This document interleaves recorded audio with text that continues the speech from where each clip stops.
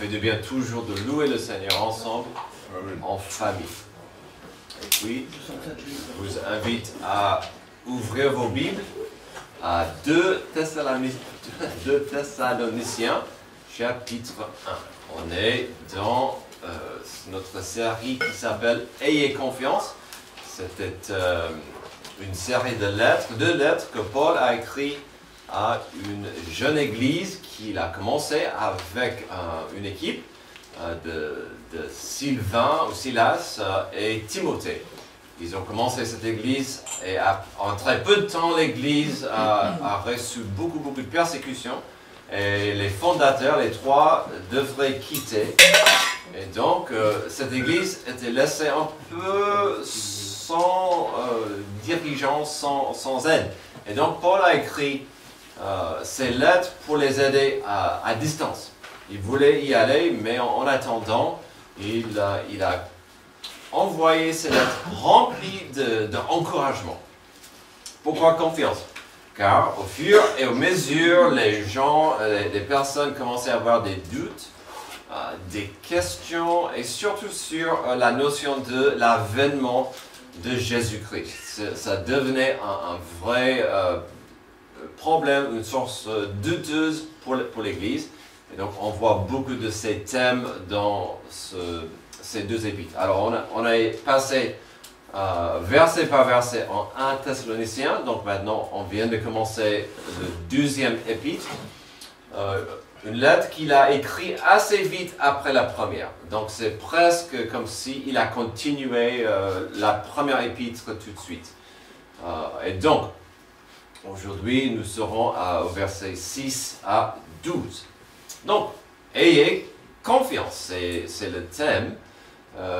C'est pas toujours facile d'avoir la confiance. Parfois, c'est compliqué d'en avoir. Puis parfois, c'est plus que compliqué. Il est tout simplement difficile. Surtout quand on ne peut pas voir ni connaître le futur. Je peux avoir confiance aujourd'hui, ça va, mais demain ou la semaine prochaine ou dans quelques semaines, c'est plus difficile quand on ne peut pas se projeter dans l'avenir. Aujourd'hui, dans les versets qui restent dans le premier chapitre, nous allons voir la notion de comment nous pouvons mieux comprendre et connaître la volonté de Dieu pour nous dans un avenir incertain. Soyons clairs, notre contexte restera un avenir incertain, mais aussi dans des épreuves, dans la difficulté, sous l'oppression aujourd'hui, l'oppression, la persécution au présent. La volonté de Dieu pour nous dans le futur. Soyons clairs, la volonté de Dieu n'est pas forcément la même chose que notre raison d'être.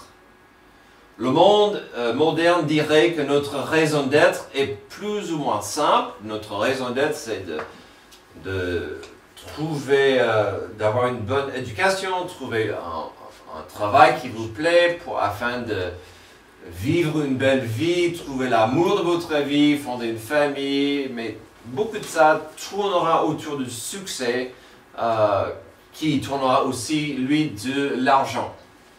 Et donc, la raison d'être du monde n'est pas forcément la même chose que la raison d'être biblique. Mais nous, on va parler de la volonté de Dieu pour nous.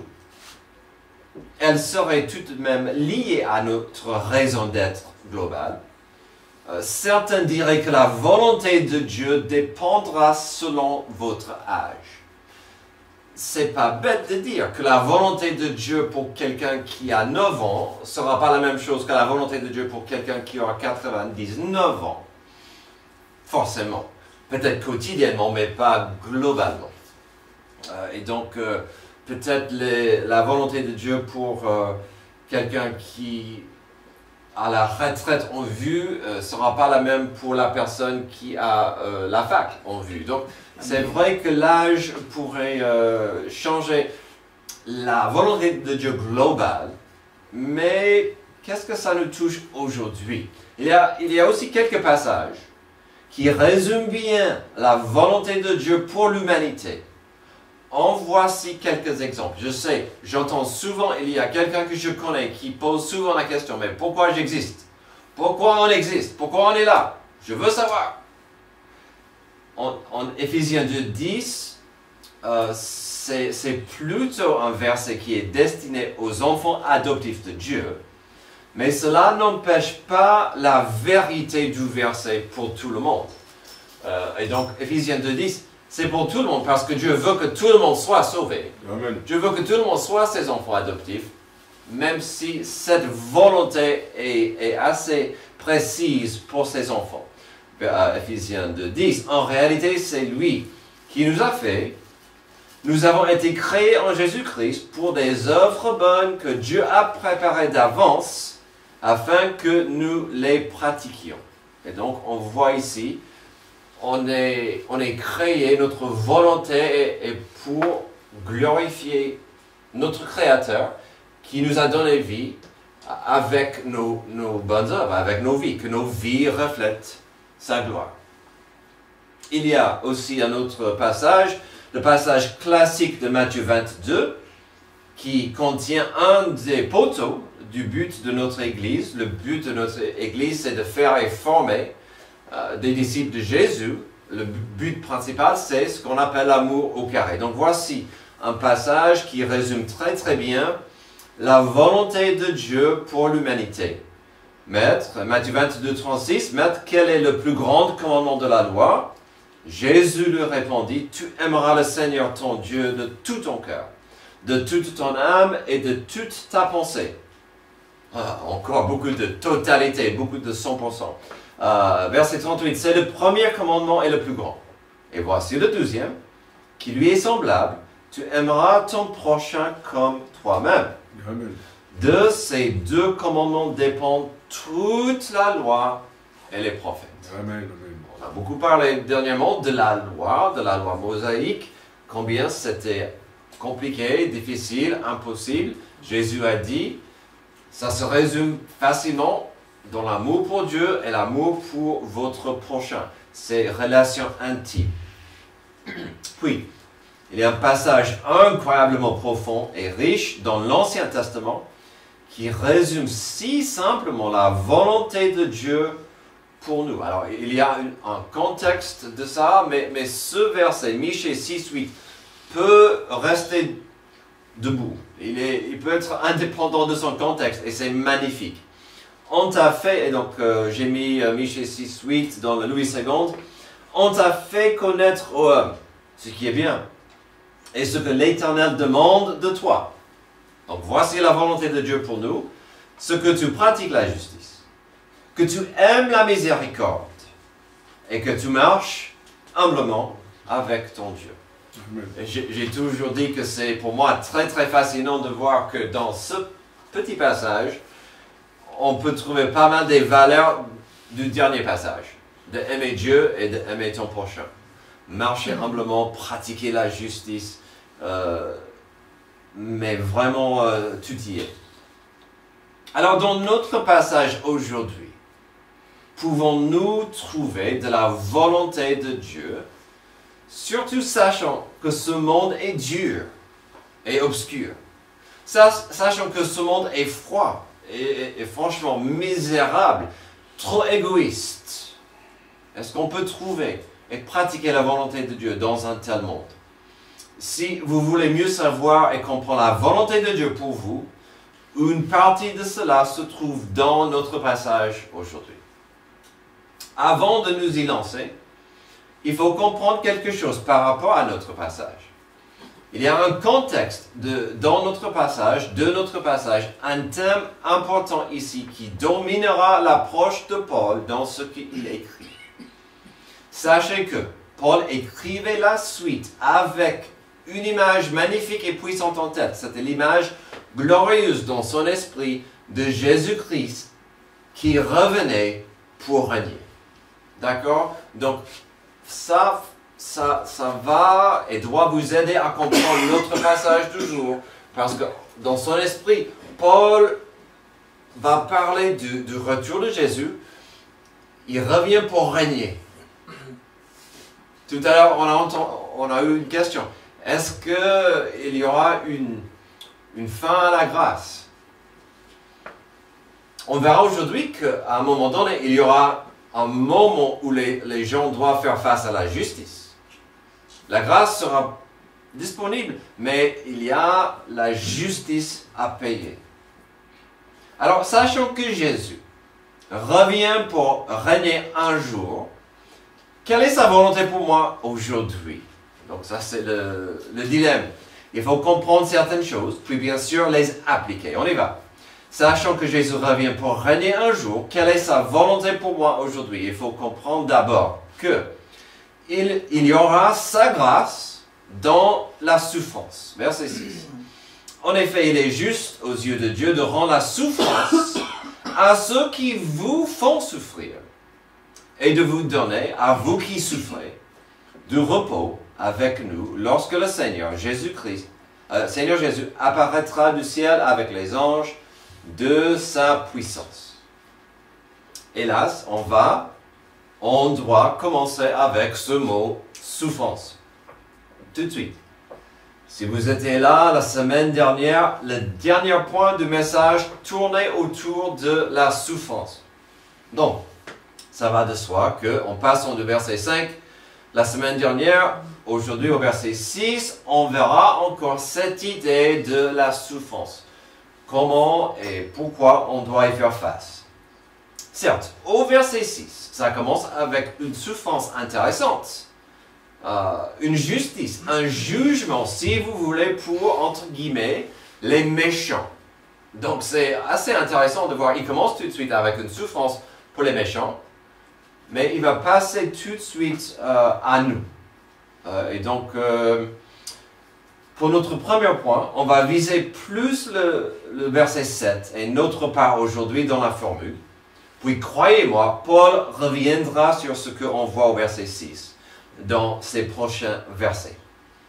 Mais relisons au moins le verset 6 afin de recevoir ce rappel que malgré la persécution injuste des autres, Dieu le voit et Dieu aura sa justice. Verset 6, en effet, il est juste aux yeux de Dieu de rendre la souffrance à ceux qui vous font souffrir.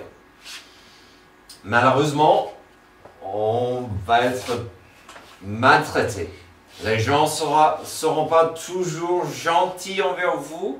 Et on a vu la semaine dernière qu'il y avait deux problèmes. Des épreuves globales, mais plus précisément, il y avait une persécution religieuse sur cette église. Et donc ici, Paul est en train de dire, je suis désolé, vous devez passer par là, Dieu le voit. Dieu le voit. Il ne vous a pas oublié, il ne vous a pas abandonné dans ces persécutions, dans cette épreuve, dans ces problèmes. Dieu aura sa justice, car cette injustice tombe sur ses enfants adoptifs. Maintenant, regardons, et donc on va revenir à ça.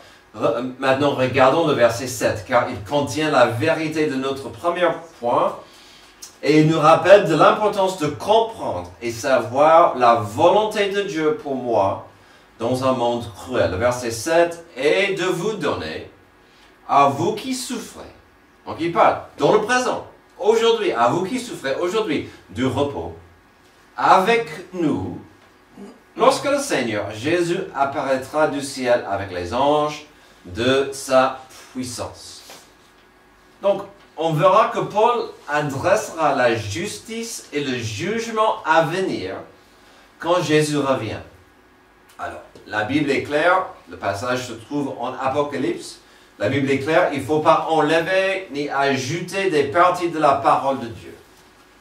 Mais on pourrait quasiment ajouter quelques petits mots vers le début du verset 7. Les deux mots en attendant. Vous pourrez presque ajouter, pour mieux comprendre le verset 7, ajouter au verset 7, en attendant, et de vous donner à vous qui souffrez du repos. Car la notion est bien impliquée dans ce verset, et de vous donner en attendant à vous qui souffrez du repos avec nous lorsque le Seigneur Jésus apparaîtra du ciel avec les anges de sa puissance. Vous le voyez? Il reconnaît deux choses. Il reconnaît leur souffrance et leur persécution. Mais heureusement, il a dit que dans ces cas, la grâce de Dieu est disponible.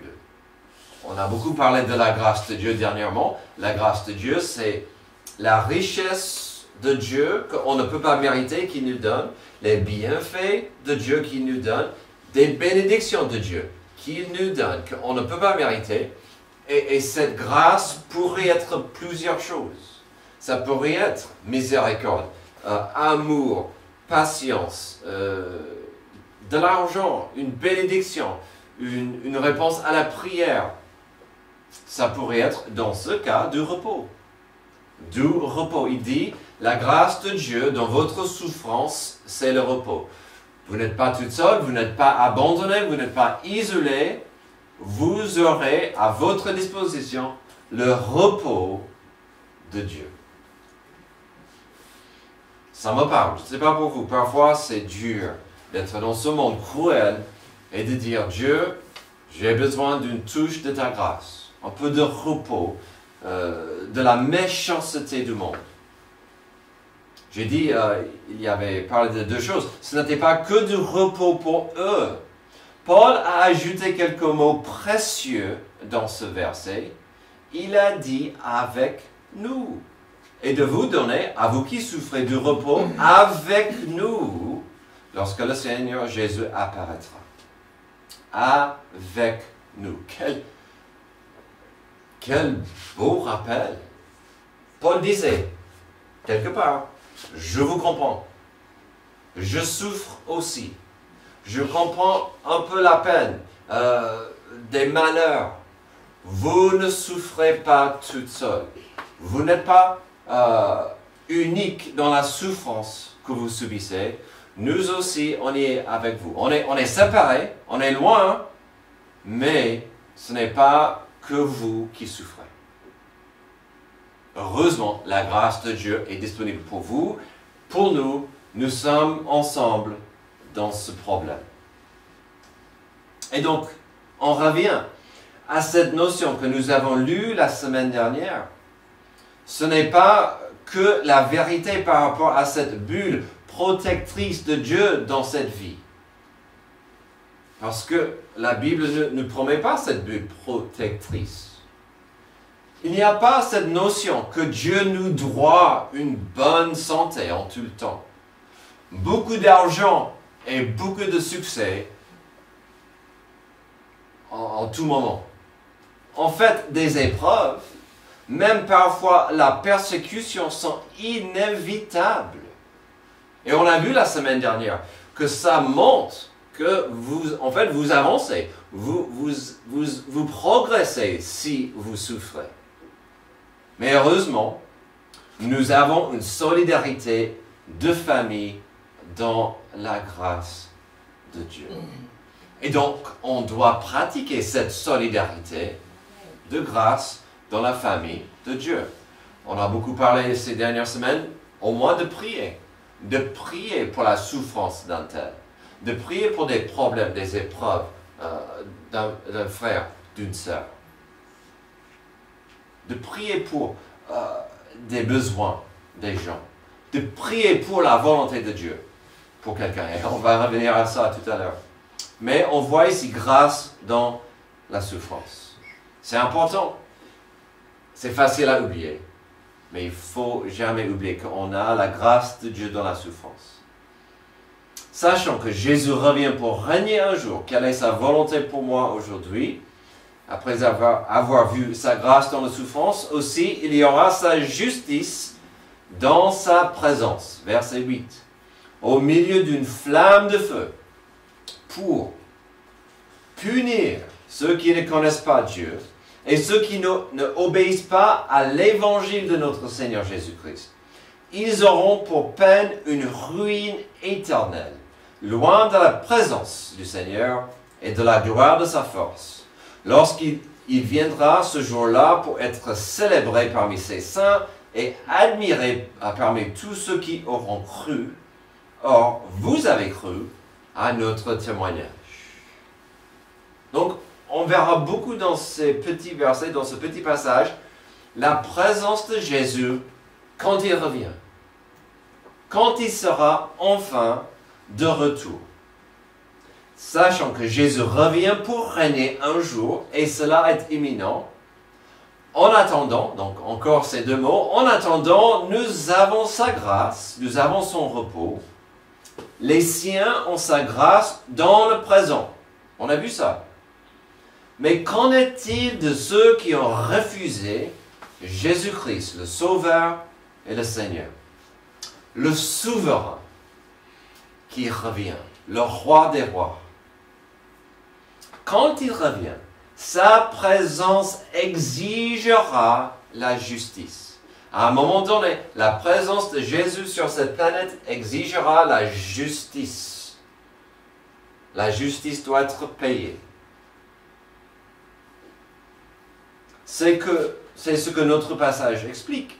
La Bible en est claire aux plusieurs passages que dans une main, Dieu est patient et miséricordieux. Alléluia. Dans une autre, sa justice exigera qu'il revienne un jour pour restaurer ce monde selon sa volonté pour y régner. Sa présence exigera la justice pour ceux qui refusent l'Évangile. C'est comment il l'a dit. Pour ceux qui refusent l'Évangile de notre Seigneur Jésus selon le verset 8. N'oublions pas que l'Évangile est simplement la bonne nouvelle. La bonne nouvelle de quoi? La bonne nouvelle de la rédemption. La bonne nouvelle de l'amour de Dieu. On est séparé de Dieu par le péché. On est mort au niveau spirituel. Il y a cette énorme séparation qui est impossible à régler avec la loi, avec les bonnes œuvres, avec la religion. Et donc, la bonne nouvelle, c'est que Jésus-Christ est mort à notre place. Son sang versé a payé le prix. La bonne nouvelle, c'est que nous n'avons que, par la foi, accepté et saisir ce don. Ça, c'est une très bonne nouvelle. Si vous voulez, dans ce petit passage, dans ces 3 versets, nous voyons le plan de Dieu dès le début de la chute de l'homme dans le jardin d'Éden. C'est-à-dire que malgré la miséricorde de Dieu, en dépit de l'amour de Dieu, l'homme souvent préfère choisir son propre chemin, même si ça veut dire qu'il tourne le dos à Dieu. On l'a entendu tout à l'heure. Notre frère le cite souvent. Dieu a donné au monde 2 choix, dès Genèse, Exode. Tout dans la Bible, la Bible parle de la voie de Dieu. Nous avons la liberté de la choisir. Et souvent, que fait l'homme? Il va choisir son propre chemin.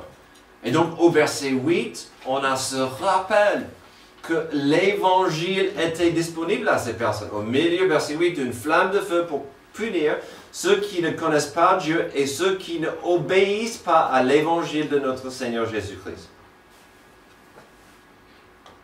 Ils l'ont compris, ils l'ont vu, ils ont désobéi. Donc, ce n'est pas eux ils n'avaient pas de chance, n'avaient pas l'opportunité, ils ont refusé. L'évangile était disponible. Verset 9 nous montre le résultat final d'une telle attitude. Verset 9, ils auront pour peine, ça m'a fait de la peine de le dire, une ruine éternelle, loin de la présence du Seigneur et de la gloire de sa force. Le verset 9 nous montre le résultat de cette attitude de dire non à Dieu. Donc on parle de la présence de Jésus, la justice que cela implique. Jésus sera là, sa présence glorieuse remplira sa propre création avec sa gloire. Ce moment sera pour certains une grande célébration, une source de joie, tandis que, à un moment donné, il sera trop tard. La présence de Jésus-Christ sur terre pour restaurer puis régner implique la séparation finale de ceux qui l'ont rejeté. Je relis verset 9. Ils auront pour peine une ruine éternelle, loin de la présence du Seigneur, de la gloire de sa force, la séparation. Si vous voulez, nous avons au verset 9 et surtout le verset 10, la classique scénario des bonnes nouvelles et des mauvaises nouvelles. La présence de Jésus qui revient pour régner sera pour les siens une célébration. Tandis que pour ceux qui l'ont rejeté, ils seront bannis de sa présence dans une ruine éternelle. Mais regardez, cette notion de la célébration au verset 10, pour être célébré parmi ses saints et admiré parmi tous ceux qui auront cru. Et j'aime bien comment il a ajouté, vous avez cru. Vous faites partie des élus. Pour vous, ça serait une célébration de voir Jésus. Alors la question s'impose. Où en êtes-vous? Terminons. Sachons que Jésus revient pour régner un jour. Quelle est sa volonté pour moi aujourd'hui? Aujourd'hui, il faut comprendre qu'il faut prier pour l'accomplissement de sa volonté. On voit ce thème beaucoup ces dernières semaines. Prier pour l'accomplissement de la volonté de Dieu. Verset 11. C'est pour que nous prions constamment pour vous. Et qu'est-ce qu'il priait? Pour l'accomplissement de la volonté de Dieu. C'était quoi? Afin que notre Dieu vous trouve digne de son appel. Et que par sa puissance, il mène à leur accomplissement tout désir de faire le bien et toute œuvre de la foi. Ainsi, la gloire du nom de notre Seigneur Jésus-Christ sera révélée en vous et la vôtre en lui, conformément à la grâce de notre Dieu et Seigneur Jésus-Christ. Je vous ai dit qu'il fallait regarder ce passage avec la compréhension que Jésus-Christ revient et que sa volonté aujourd'hui est capitale à saisir et bien sûr à appliquer. Encore, nous pourrions quasiment ajouter ces deux petits mots de tout à l'heure, en attendant, au verset 11. En attendant le retour de Jésus, nous prions pour l'accomplissement de la volonté de Dieu. Alors, voyons la volonté de Dieu dans nos deux derniers versets. Puis comme nous avons vu souvent dans ces passages récents, on verra que Paul insiste pas mal sur la volonté de Dieu pour ces gens vis-à-vis de la sanctification. Ce mot qui revient sans cesse dernièrement, c'est quoi la sanctification? Tout simplement, c'est le processus de devenir plus comme Jésus. Dieu nous voit saints, mais parfois ce n'est pas nos actions, nos habitudes ne reflètent pas cette vérité. On doit devenir de plus en plus sanctifiés comme Jésus.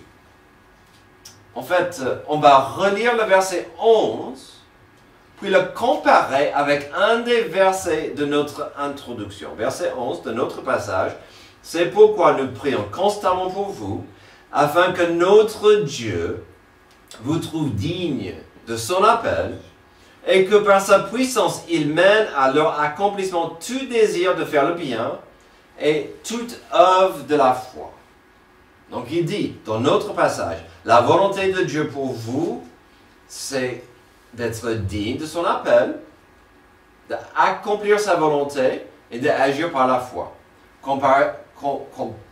Voyons ça, comparisons ça avec Ephésiens 2:10 qu'on a vu tout à l'heure. En réalité, c'est lui qui nous a fait, nous avons été créés en Jésus-Christ. Pourquoi? Pour des bonnes œuvres que Dieu a préparées d'avance afin que nous les pratiquions.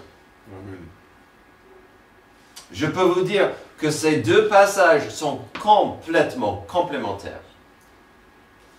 dans notre passage. C'est quoi son appel? Son appel dans notre passage, c'est que nous devenions plus comme Jésus, afin de pratiquer des bonnes œuvres qui vont glorifier Dieu. Donc, l'obéissance par amour pour glorifier Dieu. Nous savons aussi, selon la Bible, que sans la foi, il est impossible d'être agréable à Dieu. Ce verset en Hébreu 11 m'a toujours fasciné. Sans la foi, c'est impossible d'être agréable à Dieu. On dirait qu'on devrait changer ce mot foi avec sans l'obéissance. On ne peut pas être agréable à Dieu. Ça pourrait dire sans une belle sacrifice, de pratiquer la religion. C'est impossible d'être agréable à Dieu. Non, sans la foi, il est impossible d'être agréable à Dieu.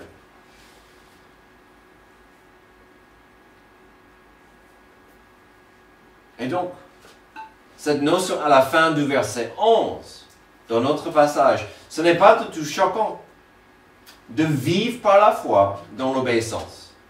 Et comment Paul a-t-il commencé d'expliquer cette volonté de Dieu?